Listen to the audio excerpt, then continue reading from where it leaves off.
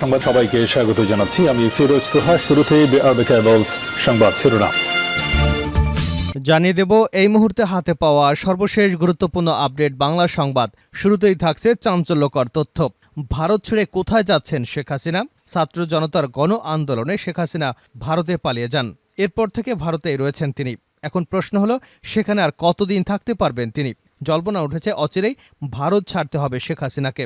তবে ভারত ছেড়ে কোথায় যাবেন তিনি তা এখনও নিশ্চিত বলা যাচ্ছে না। নরেন্দ্র মোদীর সরকার এখন আর শেখ হাসিনাকে রাখতে পারছে না। কঠিন চাপে পড়েছেন তিনি। যুক্তরাষ্ট্র থেকে চাপ দেওয়া হয়েছে, যার কারণে নরেন্দ্র মোদী শেখ হাসিনাকে আর জায়গা দেবেন না। তাহলে শেখ হাসিনার ভাগ্যে কি হচ্ছে?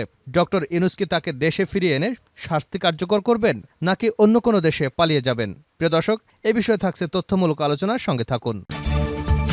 এবার জানাবো, সাবেক খাদ্যমন্ত্রী সাধন চন্দ্র মজুমদার রিমান্ডে। বৈষম্য বিরোধী ছাত্র আন্দোলন চলাকালে গত ৪ আগস্ট ড্যাফোডিল ইন্টারন্যাশনাল ইউনিভার্সিটির শিক্ষার্থী রমিজ উদ্দিন আহমেদ রূপা হত্যা মামলায় নওগাঁ ১ আসনের সাবেক সংসদ সদস্য ও সাবেক খাদ্যমন্ত্রী সাধন চন্দ্র মজুমদারের ৭ দিনের রিমান্ড মঞ্জুর করেছেন আদালত। এবারে থাকছে, প্রধান উপদেষ্টার সঙ্গে সংলাপে বসবে ইসলামী আন্দোলন। অন্তর্বর্তী সরকারের প্রধান উপদেষ্টা ডক্টর মোহাম্মদ ইউনূসের সঙ্গে তৃতীয় দফায় সংলাপে বসছে রাজনৈতিক দলগুলো। এরই ধারাবাহিকতায় শনিবার বিকাল ৫টায় অন্তর্বর্তী সরকারের প্রধান উপদেষ্টা ডক্টর মোহাম্মদ ইউনূসের সঙ্গে সংলাপে বসবেন ইসলামী আন্দোলন বাংলাদেশের আমির মুফতি সৈয়দ মোহাম্মদ রেজাউল করিম পীর সাহেব চরমোনাই। এবারে থাকছে, পুরনো বন্ধু আনোয়ার ইব্রাহিমকে স্বাগত জানাতে পেরে খুশি ডক্টর ইউনূস। মালয়েশিয়ার প্রধানমন্ত্রী আনোয়ার ইব্রাহিমকে পুরনো বন্ধু উল্লেখ করে তাকে বাংলাদেশে স্বাগত জানাতে পেরে খুশি বলে জানিয়েছেন অন্তর্বর্তী সরকারের প্রধান উপদেষ্টা ডক্টর মোহাম্মদ ইউনূস। জানিয়ে দেব, সেপ্টেম্বরে ২৮ জনকে পিটিয়ে হত্যা, ৪৪ ধর্ষণ। সদ্য সমাপ্ত সেপ্টেম্বর মাসে দেশে অন্তত ২৮ জনকে পিটিয়ে হত্যা করা হয়েছে। একই সময় আহত হয়েছেন আরও ১৪ জন। গতকাল বৃহস্পতিবার মানবাধিকার সংস্থা হিউম্যান রাইটস ওয়াচ সোসাইটির প্রতিবেদনে এ তথ্য উঠে আসে। বিভিন্ন জাতীয় দৈনিকে প্রকাশিত খবরের ভিত্তিতে এই প্রতিবেদন তৈরি করা হয়েছে। এবং সর্বশেষ জানাবো আন্তর্জাতিক সংবাদ। লেবাননের যোদ্ধাদের প্রধানকে নিশানা করে ইসরায়েলি হামলা। লেবাননে অব্যাহতভাবে হামলা চালিয়ে যাচ্ছে ইসরায়েল। বৃহস্পতিবার ইসরায়েলি হামলায় আরও ৩৭ জন নিহত হয়েছেন। এবার তারা লেবাননের প্রতিরোধ যোদ্ধা হিজবুল্লাহর কার্যনির্বাহী কমিটির প্রধানকে নিশানা করেছে। শুক্রবার এক্সওএস নিউজের এক প্রতিবেদনে এ তথ্য জানানো হয়েছে। এতক্ষণ শিরোনাম শুনছিলেন, এবার বিস্তারিত।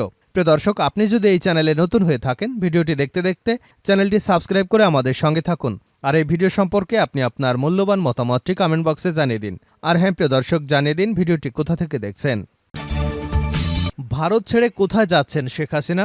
ছাত্র জনতার গণ আন্দোলনে দেশ ছেড়ে পালিয়ে ভারতে চলে যান সাবেক প্রধানমন্ত্রী শেখ হাসিনা। এরপর থেকে ভারতে রয়েছেন তিনি। কিন্তু প্রশ্ন হলো, সেখানে আর কতদিন থাকতে পারবেন তিনি? জল্পনা উঠেছে অচিরেই ভারত ছাড়তে হবে শেখ হাসিনাকে। তবে ভারত ছেড়ে কোথায় যাবেন তিনি তা এখনও নিশ্চিত বলা যাচ্ছে না। জানা যায়, যুক্তরাষ্ট্র ভারতের কাছে জানতে চেয়েছে শেখ হাসিনা কিভাবে কোন ব্যবস্থায় দিল্লিতে অবস্থান করছে। এর জবাবে ভারত নাকি বলেছে খুব স্বল্প সময়ের মধ্যেই মধ্যপ্রাচ্যের কোনো একটি দেশে চলে যাবেন তিনি। এমন খবর ঢাকার সরকারি একটি মহলকে জানানো হয়েছে। একাধিক সূত্র সংবাদ মাধ্যম মানবজমিনকে এ তথ্য নিশ্চিত করেছে। উল্লেখ্য, গত ৫ই আগস্ট ছাত্র জনতার গণ আন্দোলনে পদত্যাগ করে ছোট বোন শেখ রেহানাকে সঙ্গে নিয়ে ভারতে পালিয়ে যান শেখ হাসিনা।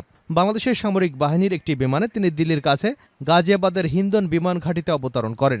এরপর থেকে তিনি কোথায় আছেন তাও কারো জানা নেই। শেখ হাসিনা দেশ ছাড়ার পর গঠন করা হয়েছে অন্তর্বর্তী সরকার, যার প্রধান করা হয়েছে নোবেল বিজয়ী ডক্টর মোহাম্মদ ইউনূসকে। এরপর থেকে প্রায় ২ মাস হয়ে গেছে। পরিবর্তন হয়েছে অনেক কিছুই। শেখ হাসিনার সঙ্গে থাকা কূটনৈতিক পাসপোর্টও বাতিল করে দিয়েছে বর্তমান সরকার।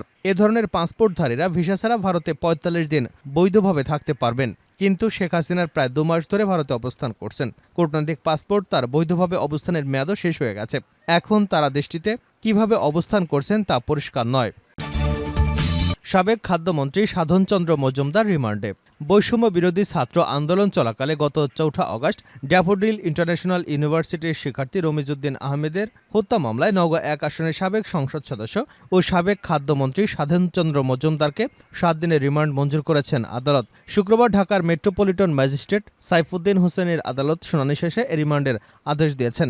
এর আগে সাধন চন্দ্র মজুমদারের ১০ দিনের রিমান্ড চেয়ে আবেদন করেন মামলার তদন্ত কর্মকর্তা তেজগাঁও থানার পরিদর্শক মোহাম্মদ সোহেল রানা। আসামি পক্ষের আইনজীবী রিমান্ড বাতিল এবং জামিন চেয়ে আবেদন করেন। রাষ্ট্রপক্ষ এর বিরোধিতা করে। শুনানি শেষে আদালত রিমান্ডের আদেশ দেন। গতকাল দিনগত বৃহস্পতিবার রাত ৮:৩০টার দিকে ঢাকার বসুন্ধরা আবাসিক এলাকা থেকে সাধন চন্দ্র মজুমদারকে গ্রেপ্তার করে ঢাকা মেট্রোপলিটন পুলিশের গোয়েন্দা বিভাগ ডিবি। গত 4 অগাস্ট বিকাল 3টার দিকে রাজধানীর কাউরান বাজার মেট্রো রেল স্টেশনের সামনে বৈষম্য বিরোধী আন্দোলনের সময় গুলিবিদ্ধ হন রমেশ। তাকে চিকিৎসার জন্য ঢাকা মেডিকেল কলেজ হাসপাতালে নিলে সন্ধ্যা 6:30টার দিকে চিকিৎসক মৃত ঘোষণা করেন। এ ঘটনায় গত 7 সেপ্টেম্বর নিহতের বাবা AK-M রকিবুল আহমেদ বাদী হয়ে তেজগাঁও থানার সাবেক প্রধানমন্ত্রী শেখ হাসিনা, দীপু মনি সহ 222 জনের বিরুদ্ধে মামলা দায়ের করেন। প্রধান উপদেষ্টার সঙ্গে সংলাপে বসবে ইসলামী আন্দোলন। অন্তর্বর্তী সরকারের প্রধান উপদেষ্টা ড. মোহাম্মদ ইউনূসের সঙ্গে তৃতীয় দফায় সংলাপে বসছে রাজনৈতিক দলগুলো। এরই ধারাবাহিকতায় শনিবার বিকাল 5টায় অন্তর্বর্তী সরকারের প্রধান উপদেষ্টা ড. মোহাম্মদ ইউনূসের সঙ্গে সংলাপে বসবে ইসলামী আন্দোলন বাংলাদেশের আমির মুফতি সৈয়দ মোহাম্মদ রেজাউল করিম চরমোনাই পীর। প্রসঙ্গত 6 সংস্কার কমিশন গঠনের পর শনিবার রাজনৈতিক দলগুলোর সঙ্গে সংলাপে বসছেন প্রধান উপদেষ্টা অধ্যাপক ড. মোহাম্মদ ইউনূস। হেয়ার রোডের প্রধান উপদেষ্টা সরকারি বাসভবন রাষ্ট্রীয় অতিথি ভবন যমুনায় দুপুর 2:30টায় এ সংলাপ শুরু হবার কথা রয়েছে। রাজনৈতিক দলগুলোর সঙ্গে প্রধান উপদেষ্টার এটি হবে তৃতীয় দফার সংলাপ। সর্বশেষ 31শে অগাস্ট রাজনৈতিক দলগুলোর সঙ্গে মত বিনিময় করেন প্রধান উপদেষ্টা। বিএনপির আমির খুসরু মাহমুদ চৌধুরী বলেন, অন্তর্বর্তীকালীন সরকারের প্রধান উপদেষ্টা অধ্যাপক ড. মোহাম্মদ ইউনূস আমাদের আমন্ত্রণ জানিয়েছেন। আমরা যাব, এই মুহূর্তে এর চেয়ে বেশি কিছু বলার নেই। পুরনো বন্ধু আনোয়ার ইব্রাহিমকে স্বাগত জানাতে পেরে খুশি ড. মোহাম্মদ ইউনূস। মালয়েশিয়ার প্রধানমন্ত্রী আনোয়ার ইব্রাহিমের সঙ্গে একান্ত বৈঠক করেন অন্তর্বর্তীকালীন সরকারের প্রধান উপদেষ্টা ড. মোহাম্মদ ইউনূস। মালয়েশিয়ার প্রধানমন্ত্রী আনোয়ার ইব্রাহিমকে পুরনো বন্ধু উল্লেখ করে তাকে বাংলাদেশে স্বাগত জানাতে পেরে খুশি বলে জানিয়েছেন অন্তর্বর্তী সরকারের প্রধান উপদেষ্টা ড. মোহাম্মদ ইউনূস। শুক্রবার রাজধানীর দুপুরে হজরত শাহজালাল আন্তর্জাতিক বিমানবন্দরে আনোয়ার ইব্রাহিম পৌঁছলে সেখানে ড.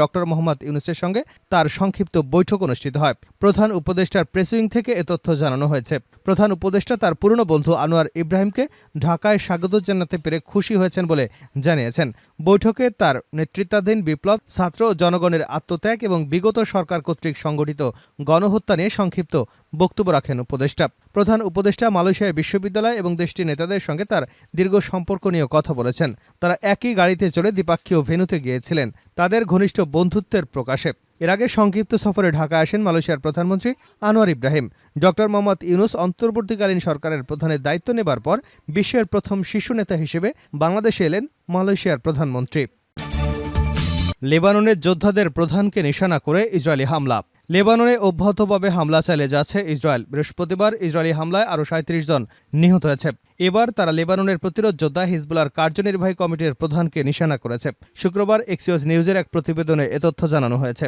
ইসরায়েলের 3 জন কর্মকর্তা জানিয়েছেন, স্থানীয় সময় বৃহস্পতিবার রাতে বৈরুতে ইসরায়েলি বাহিনীর হিজবুল্লাহর কার্যনির্বাহী কমিটির প্রধান হাসিম সাফি আল দিনকে নিশানা করে হামলা চালানো হয়েছে।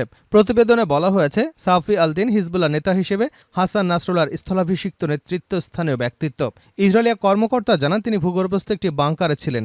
ফলে হামলায় তিনি নিহত হয়েছেন কিনা তা এখনও স্পষ্ট নয়। মার্কিন স্টেট ডিপার্টমেন্ট 2017 সালের মে মাস থেকে হিজবুল্লাহর এই নেতাকে সন্ত্রাসী হিসেবে তালিকাভুক্ত করেছিল।